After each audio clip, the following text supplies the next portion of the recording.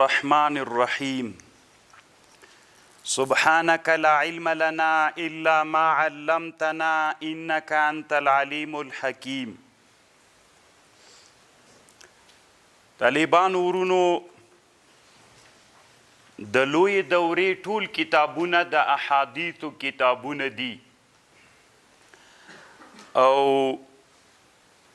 نن بحث په دې موضوع باندې کوو چې حدیث دا حجت او دلیل دا کنه. طالبان ورونو د تاریخ په اوږدو کې داسې انسانان تیر سوي دي چې هغوی انکار د حدیثو کړی. په هره زمانه کې په دنیا کې داسې انسانان تیر سوي دي چې هغو په خپل عصر کې انکار د حدیثو کړی، له حجتیت د احادیثو نه انکار کړی ده. نو د امام جلال الدین سیوطي رحمه الله زمانه کې کم سړی و چې هغه اصل کې شیعه و، رافوزي و او زندیق سړی و، منکر د احادیث و، انکار د علم حدیثو یې وکړ. بیا امام سیوطي رحمه الله راجیک سو او په دغه سړي باندې د رد دپاره کتاب جوړ که، مفتاح الجنه فی الاحتجاج بالسنه. یعنی په هغه رافوزي باندې چې له حجتیت د حدیثو نه منکر و، نو د هغې دپاره یې مفصل کتاب ولیکو، دلایل راوړل چې حدیث چې دا حجت او دلیل ده، او څوک چې منکر له حجتیت د احادیثو نه ده، او احادیث دا د ایران د فارسیانو له ځان نه جوړ سوی یو منتر ده، په دغه سړي باندې یې د کفر فتوا وکړله. امام سیوطي رحمه الله د کتاب کې په منکر الحدیث د کفر فتوا کړې ده. نو طالبان ورونو اصل خبره دا ده چې یو حدیث دوی نقل کوي، مدعا خدا سوله چې حدیث هغه حدیث چې هغه له قرآن سره برابر وي، موافق وي، دا حدیث حجت و دلیل ده. هغه حدیث چې هغه له قرآن او له قرآن سره، هغه حدیث چې له قرآن سره برابر نه ده، له قرآن سره موافق نه ده، هغه حدیث قابل د اعتبار نه ده او دا حدیث حجت نه ده. دا رایه چې وه دا د دغه رافوزي رایه او د تاریخ په اوږدو کې مختلفو انسانانو دا رایه تعقیب کړله او په دې باندې کار وکړه، غوښتل یې چې د اسلام د دین یو لوی حجت هغه ته ضربه ورسوي او مسلمانان په تیاره کې پرېږدي. نو مدعا یې داسې شوله چې هغه احادیث چې هغه له قرآن سره برابر موافق دي، هغه احادیث حجت دي. هغه احادیث چې هغه له قرآن سره موافق نه دي، هغه احادیث دروغ دي، هغه د ایران فارسیانو یا منسوبو خلکو ته چې دا هغوی له ځانه جوړ کړي دي او دروغ دي، داسې یو مدعا شوله ده. دغه مدعا دوی له یو حدیث نه روایت کوي چې هغه حدیث امام شافعي رحمه الله په کتاب الرساله کې راوړی ده. امام شافعي رحمه الله یو کتاب ده الرساله، په دې کتاب کې امام شافعي صاحب هغه حدیث د رسول الله نه چې چا روایت کړی دروغ ده. امام شافعي وایي دغه حدیث چې دوی د رسول الله نه نقل کوي او رسول الله صلی الله علیه وسلم داسې وایي چې کوم حدیثونه چې د ما نه درغلل که د قرآن سره موافق و اخذ پې وکوي، که قرآن سره برابر نه ول بیا یې رد کیا. یعنی تاسې داسې چل وکئ چې احادیث عرض علی القرآن کوي، که قرآن سره موافق و اخذ پې وکئ، عمل پې وکئ، که له قرآن سره برابر نه ول رد یې کوي. دا حدیث د خپلې مدعا دپاره دوی ذکر کوي. آیا دغه حدیث رسول صلی الله علیه وسلم ویلی ده که نه ده ویلی؟ نو امام شافعی رحمه الله په کتاب الرساله کې لیکلی دي، وی دا حدیث چې ده د دې روایت منقطع ده او په دې کې یو مجهول سړی راغلی ده چې هغه خالد ابن ابي کریمه نومیږي. لنډه دا حدیث ثابت حدیث نه ده. امام بیهقي رحمه الله د حدیثو یو کتاب جوړ کړی، معرفت السنن والآثار. په دې کتاب په اولینی جلد کې امام بیهقي رحمه الله وی هغه حدیث چې د رسول الله نه خلق داسې روایت کوي، ما جاءکم عنی فعرضوه علی کتاب الله فما وافقه فانا قلته. که د قرآن سره موافق بیا ما قول پې کړی ده، وما خالفه فلم اقله. که چیرته قرآن نه مخالف بیا ما قول نه ده پې باندې کړی. نو دا حدیث چې دا امام بیهقي وی دا حدیث ثابت نه ده. په څومره طریقو سندونو باندې چې دا حدیث راغلی ده دا دروغ دي، ضعیف دي، ټول سندونه ضعیف دي. حتی دی وی دلته معرفت السنن والآثار کتاب کې وی ما په بل خپل کتاب کې کتاب المدخل کې چې هغه هم د امام بیهقي کتاب ده، وی په هغه کتاب کې ما د دې خبرې دپاره د دغه حدیث دپاره هغه څومره سندونه چې د احادیثو کتابونو کې راغلي هغه ټول ما ذکر کړي دي او په سندونو باندې مې بحث کړی. دا هیڅ اصل نه لري، دا بې اصله خبر ده. نو چې حدیث ثابت نسو مدعا هم ثابته نسوله. حدیث د رسول الله صلی الله علیه وسلم چې ده دا حجت ده، دا دلیل ده. او خو دا خبر مه پکې کوه چې کوم موافق و هغه صحیح دي او چې کوم مخالف و. حدیث د رسول الله صلی الله علیه وسلم چې ده چې هغه د محدثینو علماو چې کوم اصول وضع کړي د هغې اصولو موافق دغه احادیث د رسول الله صلی الله علیه وسلم نه چې نقل سول او دغه اصول مطابق صحیح احادیث ول دا حجت دي، که موافق ول که مخالف ول دا حجت دي. دا تقریبا اجماع د امت ده او له اجماع د امت نه انکار کول چې حدیث حجت نه ده. امام جلال الدین سیوطی رحمه الله د کفر فتوا کړې ده. امام سیوطی رحمه الله دلته یوه خبر کوي، فاعلمو وی پوی سی رحمکم الله ان من انکر کون حدیث النبی صلی الله علیه وسلم قولا كان او فعلا بشرطه المعروف في الاصول حجة كفروا خرج عن دائرة الاسلام وحشر مع اليهود والنصارى او مع من شاء الله من الفرق الكفره.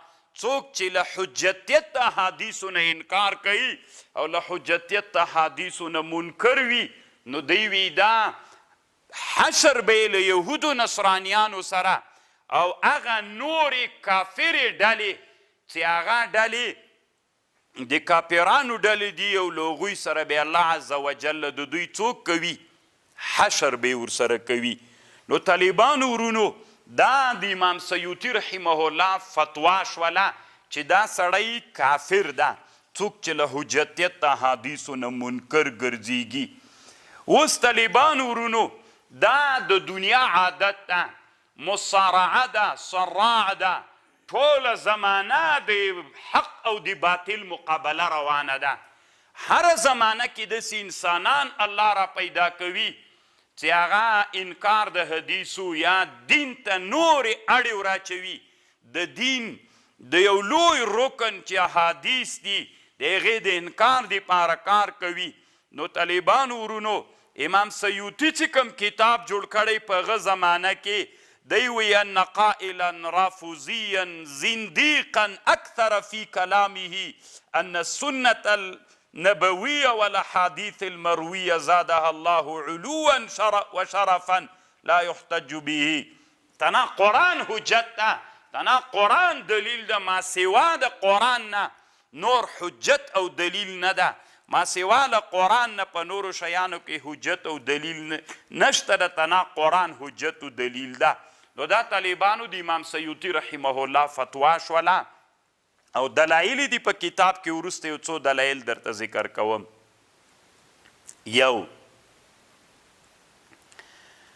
یو عالم دنیا کې تیر سوی علامه ابن الحزم نومیږي، تاسې به نوم اورېدلی وي. علامه ابن الحزم الظاهري ډېر ښه عالم تیر سوی د اهل ظواهرو د علماو نه. د یو کتاب جوړ کړی الاحکام فی وصول الاحکام. په دې کتاب کې د یوه خبر لیکلی ده، هلته یې داسې لیکل، یو خو په دغه حدیث بحث کړی چې دا کوم حدیث دوی د مدعا دپاره ذکر کوي، هغه حدیث چې تا ته راورسید په قرآن عرض کا، کله قرآن سره موافق و اخذ پې وکئ، کله قرآن سره موافق نه و رد یې کوي. اول خدا د طالبانو ورونو چې دا حدیث د رد کړی دی وي دا هیڅ اصل نه لري.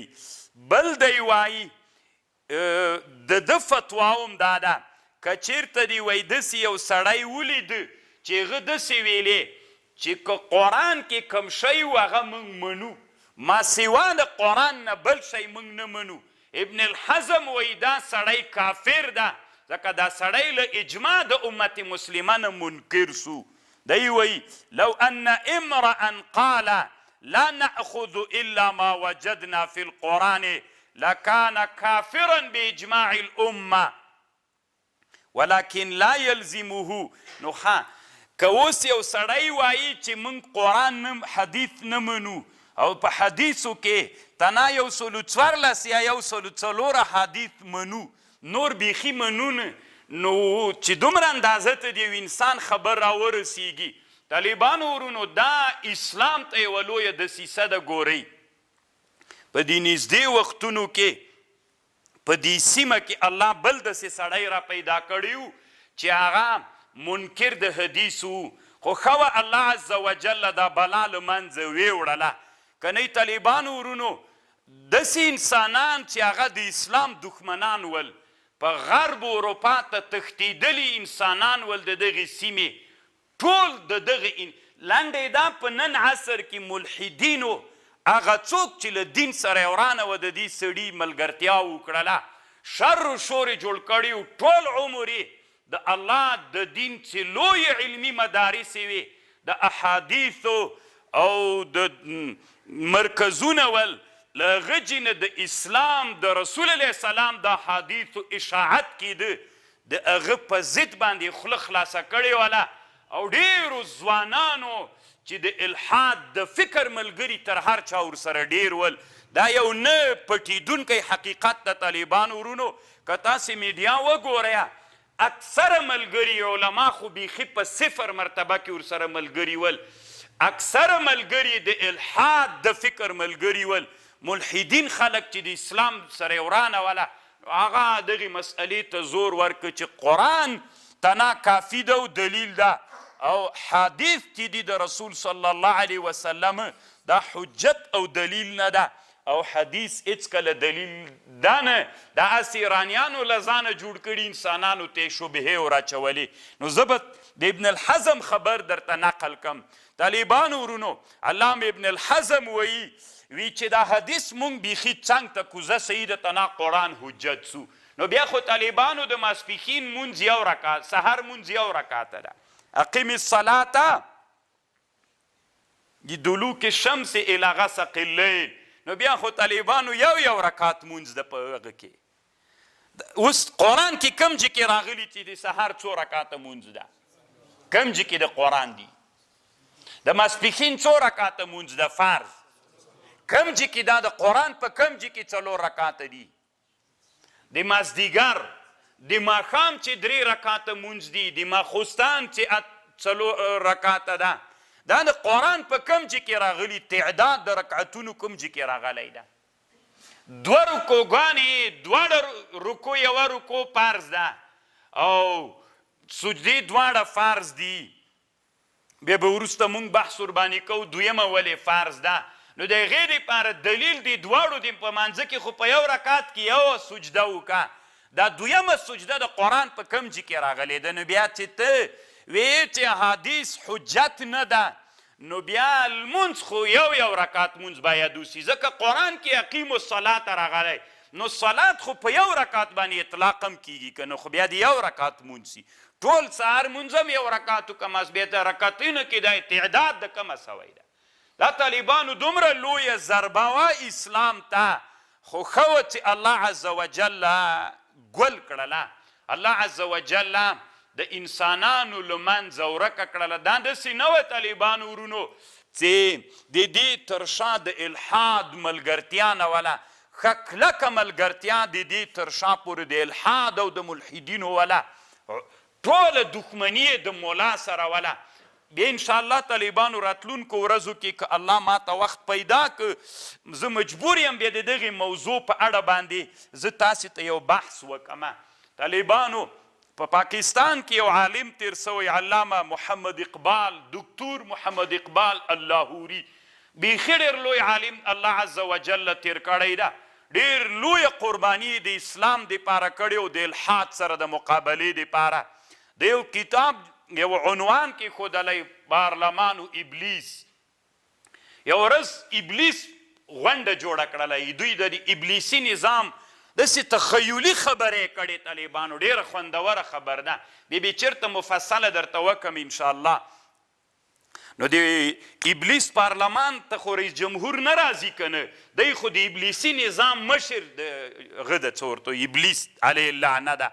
نو ده ورته ویلې د خپل پارلمان ته یو ورځ وایي زم درځمه او زه به دی تاسې په پارلمان کې چې نن کومه مشوره کیږي ابلیسي نظام ته ډېر خطرونه متوجه دي، نو په هغه به مجلس وکړو. نو پارلمان ته په دې ورځ باندې ابلیس هم راغی. نو په پارلمان کې مجلس روان سو د ابلیسي نظام. د طالبانو یوه تخیلي خبر جوړه کړې خو حقیقت ده. بیا طالبانو اقبال لاهوري، دی طالبانو یوه خبر کړې. ګوره اقبال لاهوري دا خبر کوي، خبره خو اوږده د اخر کې محاکمه داسې سوې ده، داسې د ابلیس ورته ویلي دي د خپلو د پارلمان غړو ته، وایي په ټوله دنیا کې ابلیسي نظام حاکم و واکمن سوی ده. 2 خلک دي چې د ما د ابلیسي نظام په مقابل کې سر راپورته کوي، یو عرب دي یو افغان دي. دلته مؤامره ضد الاسلام، داسې یو مشوره چې د اسلام په ضد باندې وي. ابلیس داسې ورته ویلي د پارلمان غړو ته، وایي تاسې نه یې دنیا کې ډېر نه یې ګرځېدلي، ما ټول عمر حکومتونه لیدلي، تجربې مې کړي دي. که غواړئ چې ابلیسي نظام په جزیرة العرب باندې خپور سي، په عربي نړۍ دا مړه کوي عرب.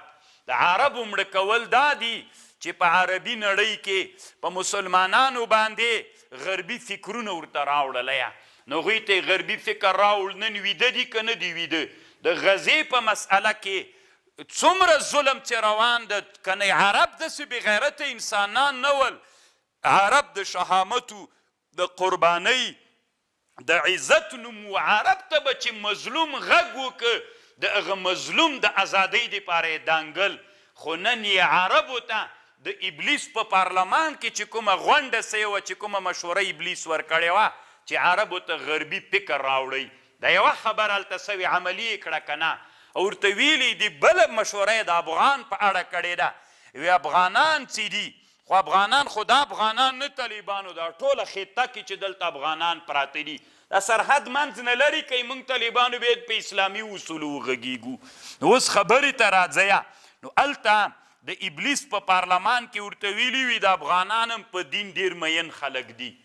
نو څه وکیه چې تاسې دلته ابلیسي نظام راولئ. که تاسې فکر وکئ طالبان ورونو، روسان راغلل، انګریزان راغلل، امریکایان راغلل، 3 ابلیسي نظامونه دلته راغلل په بیلو بیلو نومونو. کله روسان چې راغلل هغوی طالبانو د اشتراکي نظام په عنوان باندې د ابلیسي نظام یوه برخه، امریکایان چې راغلل د دیموکراسۍ د جمهوریت په عنوان باندې دلته د مځکې ته څوک راوړله؟ د ابلیسي نظام برخه راوړله. وچلېدل؟ نه. نو ابلیس ورته ویلې وی په دغه خطه کې چې دا خطه د افغانانو جغرافیه ده، دلته ابلیسي نظام د پاره تر ټولو نه خطرناکه سړی مولا ده. وای مولایان ویده کوي. داسې ټکی ورته ویلی طالبانو. یو ورځ په دې مفصل درته بحث کوم. د پارلمان د ابلیس کې مشوره په دې باندې سوې ده چې افغانانو کې علما ویده کوي. د علماو د ویده کېدلو یوه لاره دا ده ټول په پاچاهي کې راوله چې مدرسې پاتې سي، ټول په مناظرو اخته که چې اصلي حقیقت پاتې سي، ټول علما په میبزي او په صدره اخته که چې دین ترې نه پاتې سي، په مادیاتو یې اخته که. نو ګورئ طالبانو ورونو، اقبال لاهوري، تاسې به یې پېژنئ نه طالبانو چې څومره لوی سړی ده.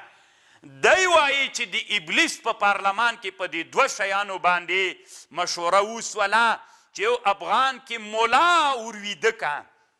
نن د مولا په ویده کېدلو کار روان ده، که ویده یې ټول عمر طالبانو همدغه سړی چې د انکار د حدیثو د الحاد په باب کې د دوی بیرغ نیولی و.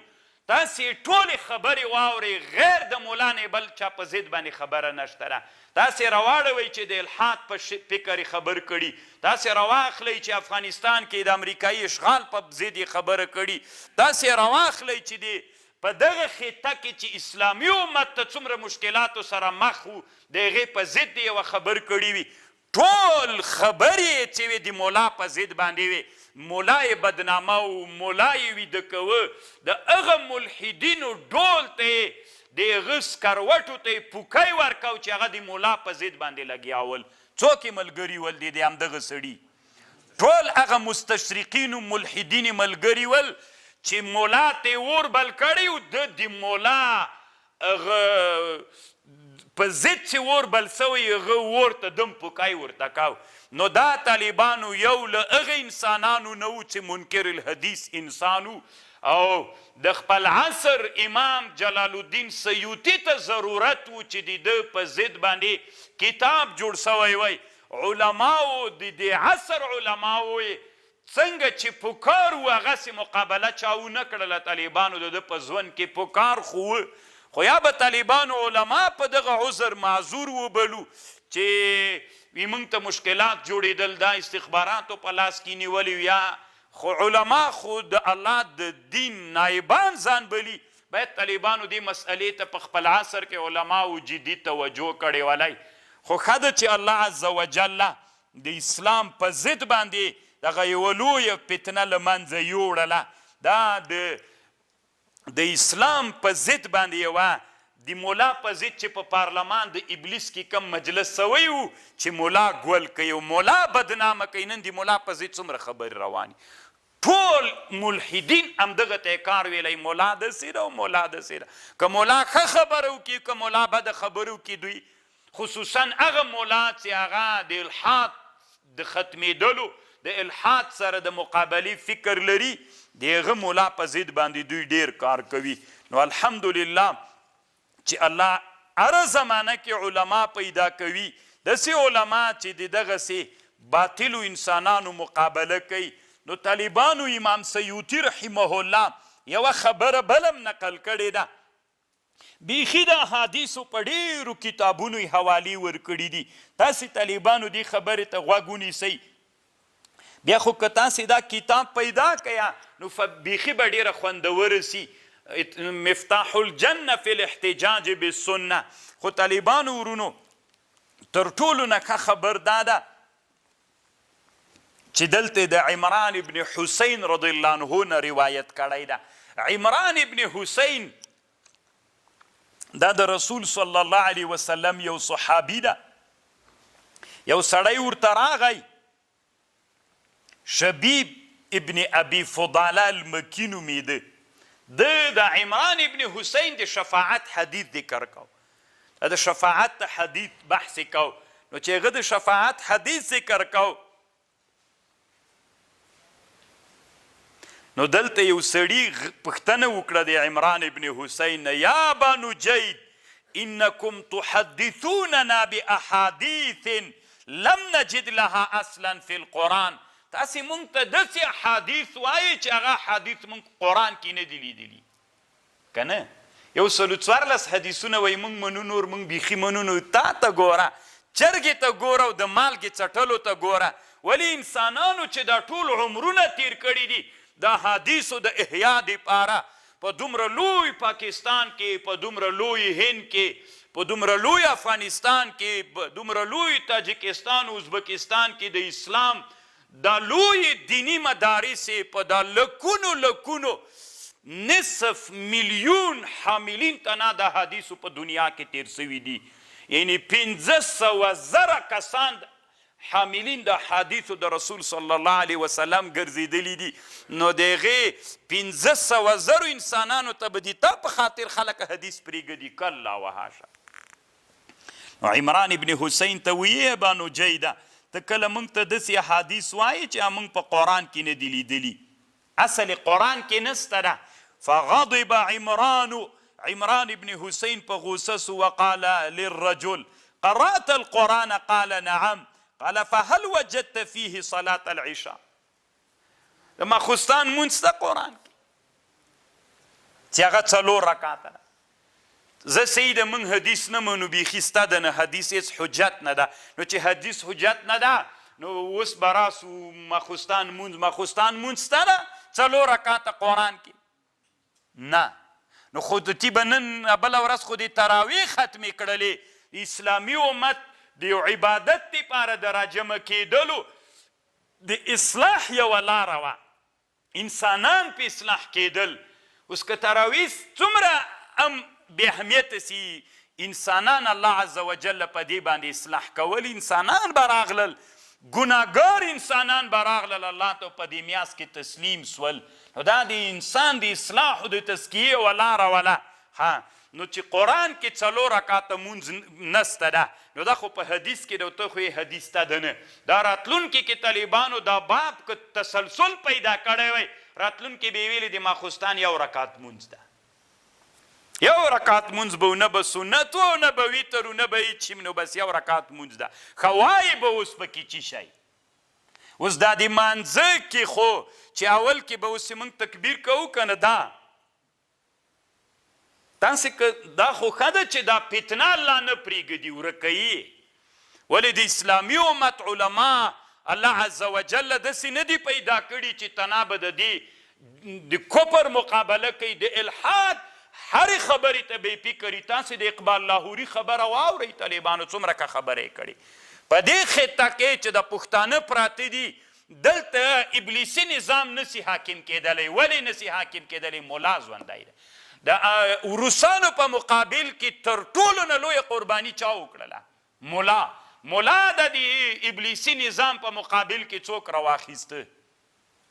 طالبانو ورونو، د مونږ 2 مشران د نن نه 45 کاله مخکې د مونږ د کورنۍ، د خپلې شخصي کورنۍ مو 2 مشران چې یو د مونږ نیکه او یو د مونږ مشر ترو، د ساکو اخونزاده صیب او د ګذرګاه اخونزاده صیب چې د مونږ ترو، دا اولینی هغه انسانان ول چې کله دلته ابلیسي نظام راغی هجرت ته اړ سول، نو مهاجر سول د دې په خاطر باندې چې ابلیسي نظام سره مقابله وسي.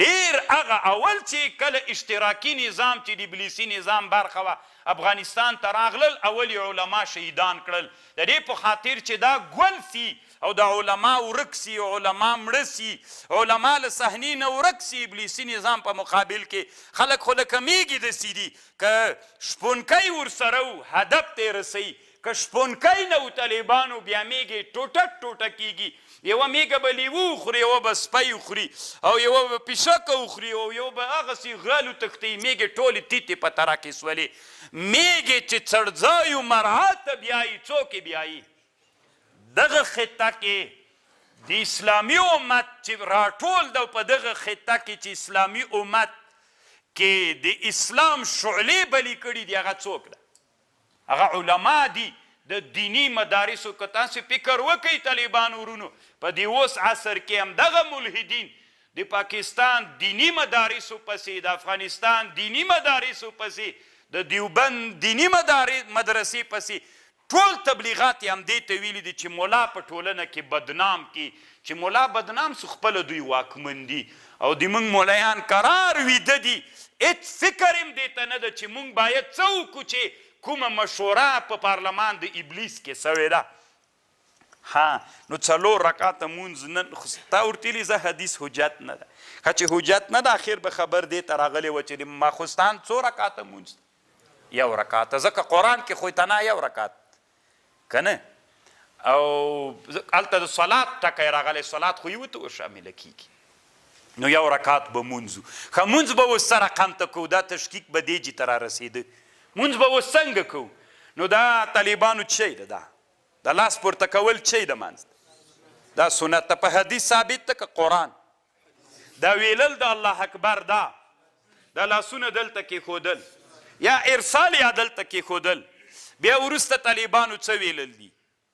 سبحانه ده بیا سبحانه نه وروسته اعوذ بالله و بسم الله ده د الحمدلله ده که صحیح ده الحمدلله به هم د سره منلې وه په چا باندې ثابته وه په قرآن باندې فقرو ما تیسر من القرآن خو به الحمدلله مطلق قرات بو نو سی به طالبانو مونځ به بس داسې و تی به نه پوهېږو څه رقم ته به و طالبانو مونځ نو دا خو به نه و پکې تی به ویلې دا نسته دا حدیث ته دا مونږ نه منو اکبر هم نسته ده الله اکبر هم نسته ده دا هم نسته ده که څه شی وکړو بس مازې ودرېږه الحمدلله تنا ووایه او رکوع ته ټیټ شه ښه رکوع به څه رقم ته دا خو هم حدیث ویلې ده که نه ستی به طالبانو مونځ له دې نه عبارت و تاسو په خبر پوی اخر کې د دې رجعه چیرته تلله د ټول اسلام دې ړنګولو ته تلله دا اوسنۍ مسله نه ده طالبانو ورونو نو عمران ابن حسین دې سړي ته ویلې قرآن دې ویلی وی وی د ماخوستان 4 رکعاته مونځ دي وی 4 وی تا پکې لیدلي قرآن کې 4 رکعاتې وی نه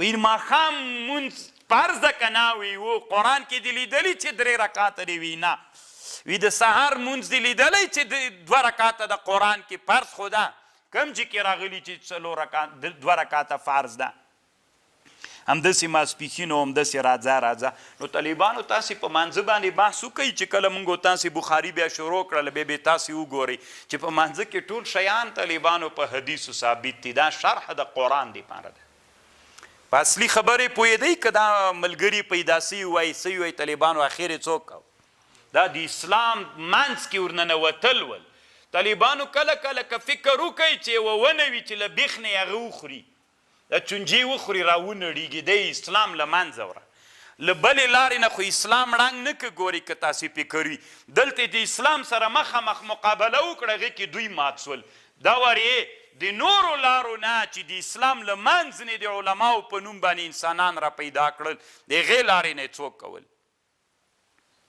اسلام یې ړنګوه طالبانو ورونو خو الله عز وجل نه کوي انشاءالله چې د اسلامي امت علما ویښ وي بیا عمران ابن حسین دی سړي ته ویلې وی قرآن دی ویلی ده وی قرآن کې خو داسې راغلي ولیطوفو بالبیت العتیق تاسې طواف له بیت الله نه وکئ طالبانو طواف چې د خپل منځ کې څو قسمه طوافونه دي که نه طواف قدوم ده طواف فرضي ده طواف افاظه ده طواف د وداع ده نو دا دومره ډېر طوافونه دي نفلي طواف ده نو دا طوافونه خو اوس قرآن کې خو تناولی طوفو راغلی نور خو هېڅ هم نسته ده که نه دا اوه طواف په قرآن کې کوم ځای کې راغلي دي نو حج ته به چې تلې مازې بیت الله نه یې ور راتاو سه زتي صحیح ده نو بیا دا ټکی کله قرآن کې راغلی چې 2 رکعاته مونځ وروسته ته هغه نه وکړه څه ورته وایي رکعتین د طواف وکړه دا نسته ده همداسې راځه بیا ورته ویلې زکات راواخله قرآن کې خو الله تعالی امر کړی چې تاسې څوک ورکوئ زکات ورکوئ نو چې تاسې ته نه زکات ورکوئ نو زکات کې خو طالبانو خپل اصول دي په هرو 40 کې 40 روپۍ ده. چېرته قرآن په کم کې راغلی؟ په 40 میږو کې یوه میږه ده، په اوښانو کې همداسې راځه. دا شرحه چا کړې؟ زه هغه قرآن منم یا په قرآن کې 140 احادیث منم 140. خو څه کوې ته نه د لمانځه په یو رکعت کې تر انشاءالله تر 100 احادیث ډېرېږي. ته نه د په یو رکعت کې تاسو به بله ورځ ته مسله در معلومه سي طالبانو چې ته نه موږ په یو رکعت مانځه باندې شروع کوو چې دا حدیث امام بخاري کې دي، په یو شي کې په بل شي کې ته نه د یو رکعت مسله چې په مانځه کې کوي څومره حدیث پکې راغلي دي. نو الله عز وجل طالبانو په خبره باندې پوهی کا. مونځ راواخله، هغه راواخله، روزه هم داسې راواخله. اوس روزې دپاره طالبانو قرآن تر حدیثو پورې تړاو لري. او بل حدیث کې راځي طالبانو رسول صلی الله علیه وسلم وی ترکت فیکم بعدی ما پرېښودلي دي په تاسې کې پس له مانه ان اخذتم لن تضلوا که تاسې په هغې اخذ وکړو ګمراه به نه سئ. کتاب الله و سنت نبیکم، یو د الله کتاب ده، بل سنت د نبی صلی الله علیه وسلم ده. طالبانو امام جلال الدین سیوطي رحمه الله دلته په خپل کتاب کې په اخر کې یوه خبر لیکلی، دلایل ډیر دي، زه ټول نه وایم، همدومره خبر انشاءالله کفایت کوي. دی وی قلت والحاصل ان معنا احتیاج القرآن الى السنة یعنی لنډې دا د حدیث چې دي دا د قرآن شرحه ده، دا مبین ده. قرآن کې یوه نوع اجمال پروت ده. د حدیث د رسول صلی الله علیه وسلم د قرآن څوک کوي؟ شرح کوي، د قرآن تفصیل کوي، د قرآن وضاحت کوي. که چیرته دغه شرحه او دا بیان دا د قرآن سره ملګری نه وي نو قرآن طالبانو په ایجاز باندې پاتې کیږي او د قرآن نه څوک لاسته نه راځي. دین طالبانو راوړکی کیږي، دین نعوذ بالله ټول نړیږي.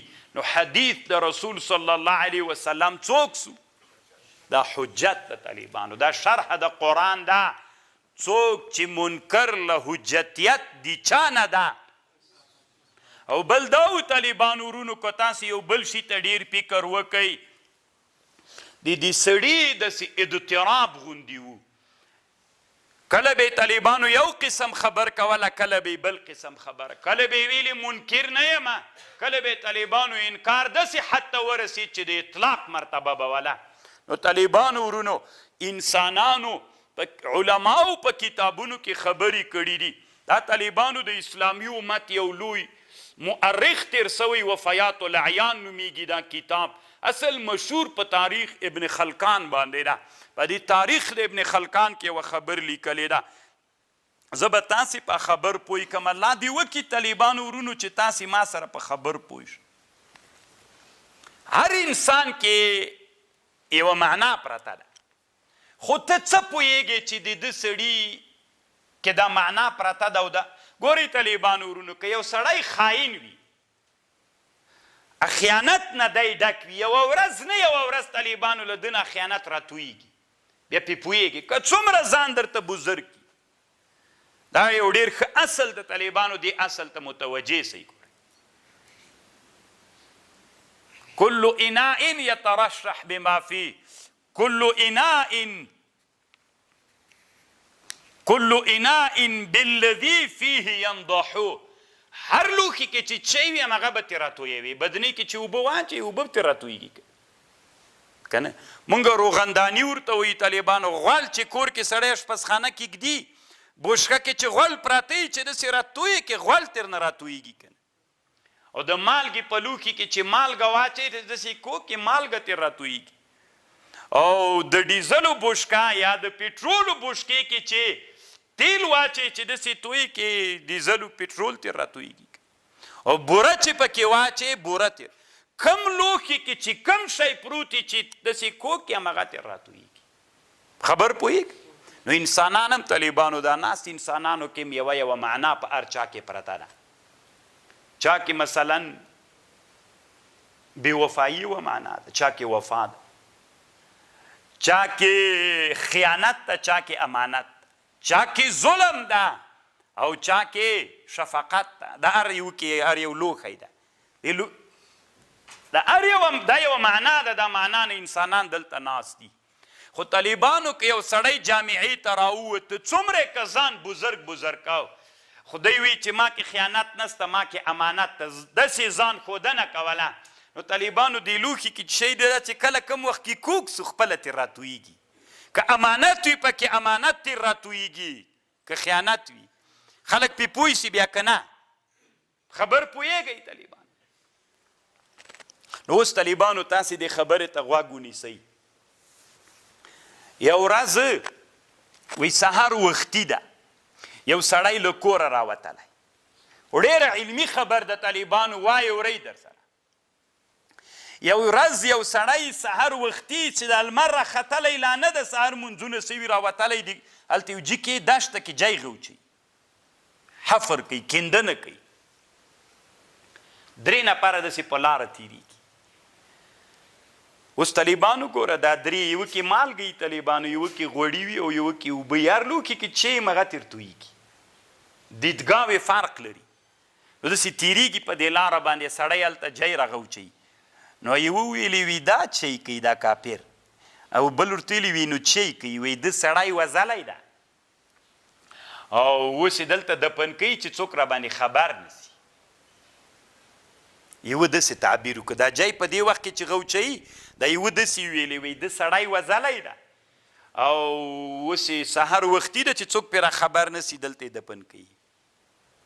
بل ورته ویلې وایي نه، څوک یې وځلی نه ده، دا بخیل ده. وایي څوک ده؟ سړی بخیل ده. نو سهار وختي راجګ سوی خپل مال دلته پټوي چې څوک پې خبر نسي. خبر پوه شو؟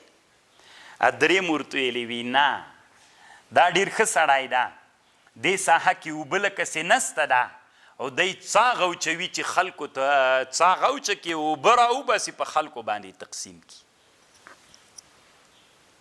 طالبانو پوه شولی چې د انسانان 3 واړو ځانونه بزرګان بلل، خو هر یوه کې چې کومه معنا پرته وه هغه ترې راووتله. یو سړي چې ویلې چې قتل د همغه کې د قتل ماده پرته وه، دی خپله قاتل و که نه. کوم سړي خراغه کړې وه طالبانو بیا خلکو ته ویلي وي څه خره یادویه، خو همدا معنا پکې پرته وله. چا کې چې کومه معنا پرته وي طالبانو هغه ترې نه راوځي. له ده نه څوک راووته؟ قتل راووته. نو بل کې کومه معنا وه؟ بخیل و طالبانو. نو هغه دغه وسړیه ته څه خبرې چې دا جای غوچي چې دا د مال دفن کوي، خو ده کې همدا معنا وه، همدغه معنا وه پکې طالبانو د همدغې معنا له ده نه راووتله، تعبیر یې دغسې وکړه. دا طالبانو یو ډېر لوی اصل ده، په دې تاسې ځان سره فکر وکړه. انسانانو کې طالبانو معنا ویسته، ویښ سئ طالبانو، ویده کېږئ مه، انسانانو کې معناوې وګورئ چې جای غوچېږي له هغه جنم د انسانانو معلومات سړي ته کېږي. ورته دا د څه دپاره؟ دغسې یو ورځ مجلس کې کښېنه، د یو چا یادونه وکړه، نو هر څوک ځان ته تعبیرونه کوي درته. څوک وایي داسې ده، دا کار یې چې کړی دې دپاره ده، څوک وایي مثلا یو سړی ده، هغه مثلا زه به یې درته یاد کړم، زه خپل ځان به درته مونږ طالبانو دا اراده کړې چې مونږ ټول درسونه طالبانو د میډیا له لارې نه نشر کوو. په دې خبر هم درته کوم. مثلا یو مجلس لګیا ده او د مجلس کې مولایان ناست دي، نو یو مولا داسې یو خبره یاده سوله چې دا درسونه دی نشر کوي، دا څنګه چل ده؟ مثلا نو یو مولا وایي چې دا ځان ښودنه کوي، خپله سړی پوه سو طالبانو ده کې کم مرض ده، ده کې خپله دا مرض ده چې د بل چا په حق کې داسې تعبیر کوي.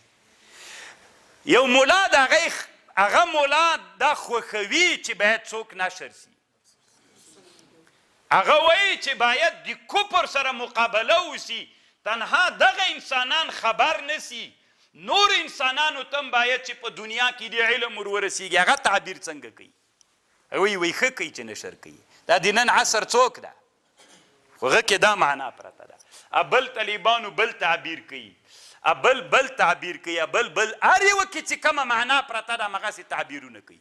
شل نفره ناستو 20 تعبیرونه د دې په اړه وسول خو تاسې چې عمیق فکر وکئ کومه معنا چې چا کې پرته وه د همغې معنا موافق له دی تعبیر کوي تاسې په خبر پوهېږئ الله عز وجل دې موږ پوه کړي طالبانو ورونو لږ به داسې په بل طرز باندې هم دا خبره درته وکړم چې پې پوه سئ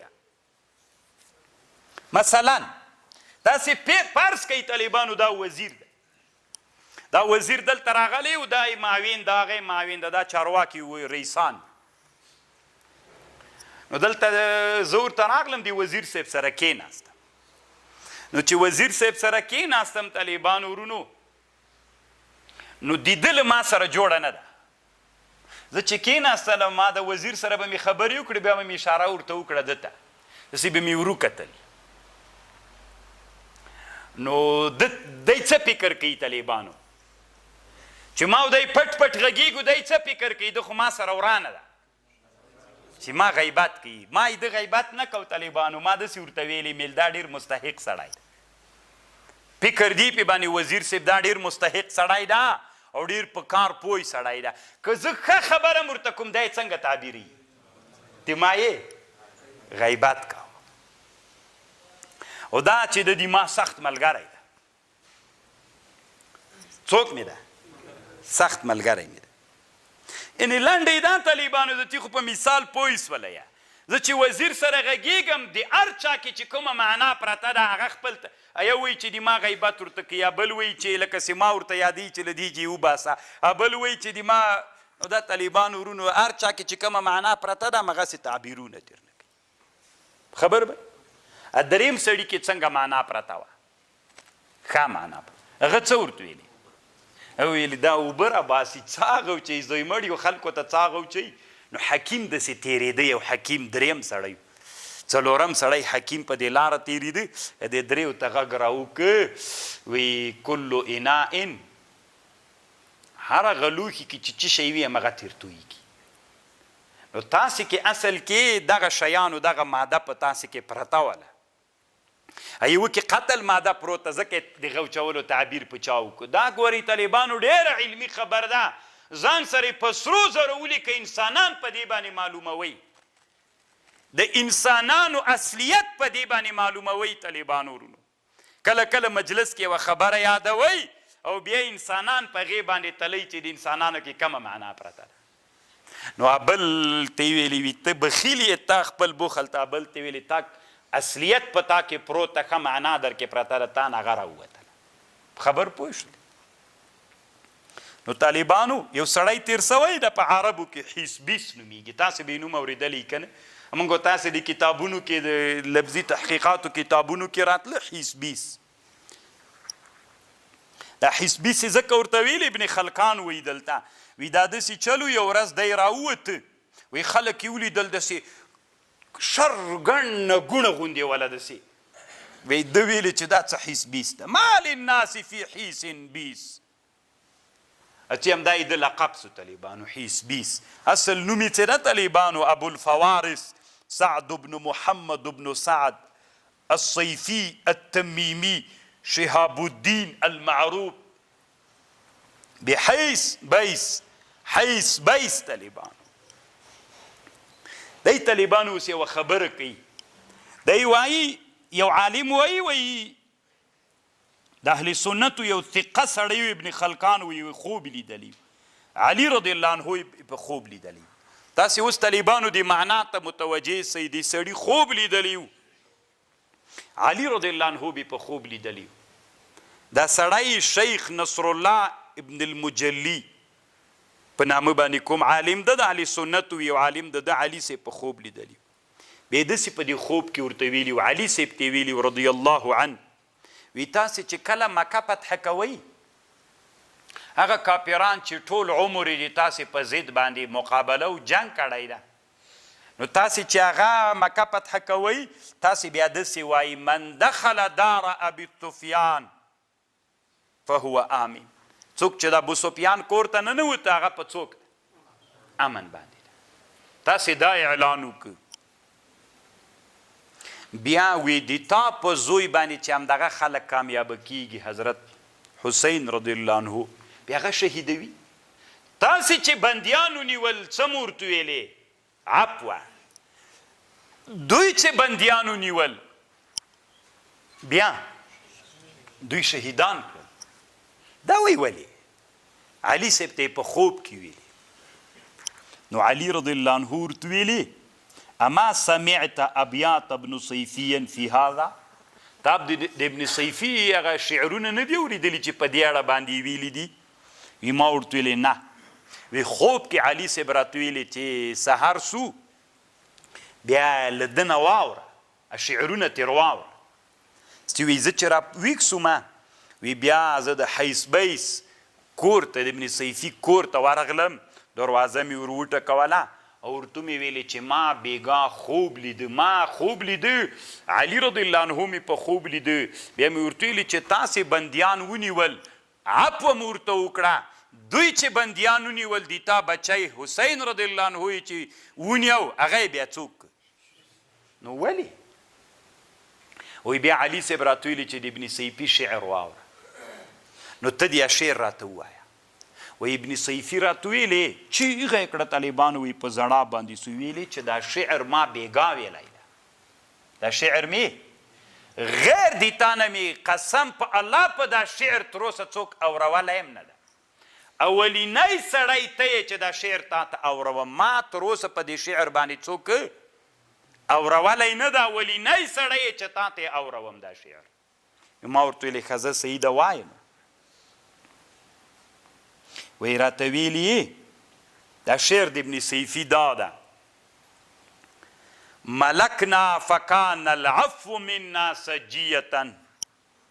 مونږ چې بادشاهان سولو د مونږ طبیعت څوکو عفو ولا فلما ملکتم سال بالدم ابتحو.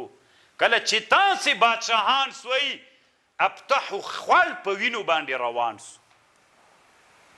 خبر پو مونږ چې بادشاهان سولو طبیعت مو څوکو عفو وا. تاسې چې بادشاهان سولی ابطح او خوال په وینو باندې روان سو. وحللتم قتل الاسارى. تاسې حلالو بل قتل د بندیانو. وطالما غدونا على الاسرى نعف ونصفحو. ډیر کرته مونږ چې سهار راغللو بندیانو ته ورسره مخ به سو عفو او اعراض به م تېر نه کو. فحسبکم هذا التفاوت بیننا. بس همدغه دي مونږ او د تاسې په مابین کې تفاوت بس ده که نه؟ مونږ او د تاسې په مابین کې دا تفاوت ته چې تاسې 20 کاله په افغانستان واکمن وئ، خلک مو وژل، له ډاره مو خلک نه پرېښودل، ملا مو چېرته پرېښوده، مدرسې مو نه پرېښودلې. مونږ چې الله واکمن کړلو همغه انسانانو ته مو عفو وکړلې او د 3 میاشتو تنخواه یې ملا پسې ورکړله. صحیح شوه که نه؟ نو طالبانو د مونږ په لوښي کې څوک او د دوی په لوښي کې څوک ول؟ د مونږ په لوښي کې څوک وه تقوا او عفو وه، د دوی په لوښي کې څوک وه ظلم او خیانت. وكل اناء بالذي فيه ينضحو. نو علي صاحب ورته ویلې که نه ابن صیفي وی جواب کړی چې د موږ صحابو لوښي څیول دی کې عفوه موجوده وله، تقوا او اسلامیت موجودو. دوی چې واکمن سول دوی کې څوک نه وه په هغو لوښو کې. نو طالبانو ورونو هر لوښي نه هغه شی راڅاڅي که څومره هم ښه تعبیر وکړي الله عز وجل همغه شی چې پکې ده همغه. نو ډېر نادر تعبیرونه یې وکړل، کله به یو رقم ته وکړله. اخرینۍ طالبانو پس له مرګ هم داسې را ثابته شوله چې دا سړی تقریبا منکر د حدیثو سلسله یې له لاسه رانیولې وله او په دې خطه کې د ملا د بدنامولو او د حدیثو باندې د جرح کولو اراده درلودله. نو الله عز وجل په هر عصر کې د اسلامي امت دپاره د مسلمانانو دپاره داسې انسانان په اسلامي ټولنه کې را پیدا کوي چې الله عز وجل د هغې مقابله وکړي او د الله دین همداسې تر ورځ د قیامته پورې پاتې سي. خو بیا هم طالبانو نو لنډې دا سوله چې حدیث څوک دي؟ حجت. حدیث حجت ته طالبانو ورونو، خو د حجتیت ته د ملایانو ډېر فکر وي. حجت خو ده خو په پارلمان د ابلیس کې چې کوم غونډه سوې ده هغه غونډه په دې اړه باندې سوله چې مولا ویده کي دا تنا طالبانو مولا ویده کېدل نه دي اوس مولا چې ټوله ورځ محراب کې ناست دي دام څوک ده دا ویده کېدل دي ولې مولا د چا ځان وارث بولي نبی علیہ السلام طالبانو چې اوس به بخاري کې بیا تاسې ته راسي ترمیزي کې نبی علیہ السلام به چې مونځ وکړو محراب کې تله به که ناست به تله طالبانو نبی علیہ السلام متحرک و که ته ځان د نبي وارث بلی نبی علیہ السلام داسې ویښ سړی و نو تم ځان ویښ که قرار محراب کې ناستې تسبیح اړی فکر کوي چې تنام دا دین ده دا دین نه ده فکر ته د پامي مولي سي محترمه چې د ابلیس په پارلمان کې غونډه په دې سوې چې په افغانانو کې ابلیسي نظام په هره لاره باندې چې وي نسي کامیابېدلی یوازینۍ لاره ده چې د دې ټولنې مولا ویده که مولا دې چې ویده که ابلیسي نظام خپله منځته راځي او که الله دې مولا نه ویده کوي طالبانو که په دې ټولنه کې مولا ویده سو بیا طالبانو مولا ستی بیا کار خرابه ده خو الله دې نه ویده کوي او الله د اسلامي امت کې علما راویښ کړي د علماو مسؤلیت طالبانو نن عصر کې لکه د نبي مسؤلیت دومره ډېر ده باندې 3 ودونو په 2 ودونو که نه او ښه موټرو په هغه باندې په ایکشن هم ده هم طالبانو د مولا وظیفه نه ده د مولا مسؤلیت دا ده چې انسانان د ټولنې وروزي انسانان راویښ کړي خصوصا هغه څوک چې د ده شاګردان دي هغه ویښ کړي او په دې فکر وکړي چې د تا په ضد ګوره د ابلیس په پارلمان کې اوس د ټرمپ چې یوه خبره وکړي څنګه دنیا د ټرمپ پلار او غور نیکه طالبانو ابلیس په پارلمان کې دا مشوره کړې چې مولا له ټولنې نه ورک کړي چې مولا ورک سو بس خپله دلته ابلیسي نظام راځي که نه په زور خو ونه شوله بیخي مخکې مه ځئ طالبانو دا اوس د امریکایانو په ضد باندې ټوله دنیا امریکایانو د خپل ځان لاندې تابع کړي که نه ده کړې یوازینی وطن ده چې دلته ابلیسي نظام نه چلیږي ټوله دنیا کې داسې نظام شته طالبانو ورونو چې هلته د اسلامي نظام وي هلته د الله حج عملي کیږي غیر له افغانستان نه دلته ابلیسي نظام نه چلیږي ابلیس څه ورته ویل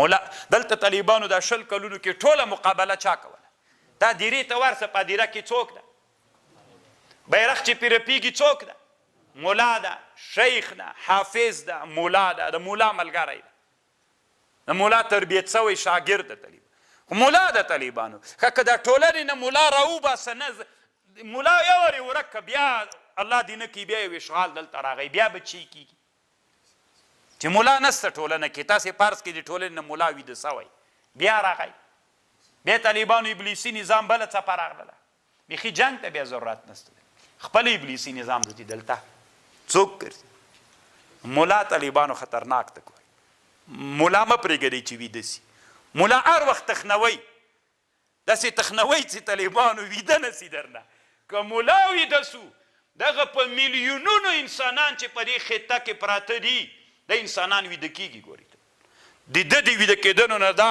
کشتۍ طالبانو بیا ډوبېږي نو الله عز وجل دې نو ځکه قسمه قسم دغې خطې ته قسمه قسم پلانونه را روان دي لکه دا تاسو طالبانو چې د تاریخ پاڼې وګورئ انګلیسي استعمار نن 100 کاله مخکې هغه هم د دغې افغان له سیمې نه ماته خوړلې تر هنده پورې هم له دې ساحې نه مات سوی خبر پوهېږ طالبانو له دې ساحې نه مات سوی د روسانو انقلاب هغه هم له دې خطې نه مات سوی ټول اتحاد جماهیر شوروي چې مات سوم له دې خطې نه سوی او بیا طالبانو امریکایي اشغال هم له دې سیمې نه سوی نو دلته طالبانو مولا ژوندی ده ځکه اوس د دوی د مولا په ضد باندې ډېر مولا طالبانو باید بیخي خپل منځ کې اختلاف ونه کړي دلته لاسونه او دلته طالبانو وړې خبرې دي پام کوه هغوی داسې نه وایي چې دغه دا مولا ښیې که دا مولا ښیې که دا که دا ای مولا مړ که مولا ویده که هسې داسې نه وایي دلته لاسونه دا دواړه وه یو مولا ده دا مازې په دې موږ غلطۍ وایي موږ ته فرق نه کوي طالبانو چې هغوی موږ ته فرق نه کوي راځه موږ یې دلته مونږ خپل عمل وکړو طالبانو خو فروعي مسایلو کې اختلاف داسې اوج ته ونه رسو چې مونږ خپل منځ کې اخته سو کله کله به هم د ویډیو کې لیدلي 2 مرغۍ خپل منځ کې جنګ ده چغه کو که نه هلته بل هغه پې باندې راسي دا دواړه وخوري نو طالبانو دا خپل منځ کې ما سره اخته کېږي علما داسې علما مو چې ټولنه کې ولیدل خپل منځ کې اختول د هغې نه کډه راواخلي تر بار کوي دا د ټولنې په خیر نه ده دا یې خپل غم نیولی ده دا د اسلامي امت هغه د اسلامي امت د ظلمونه او د اسلامي امت د کمزورتیاوې ورځ تر بل راټولېدل دی نه ویني والله عز وجل دې په موږ باندې رحم وکړي بس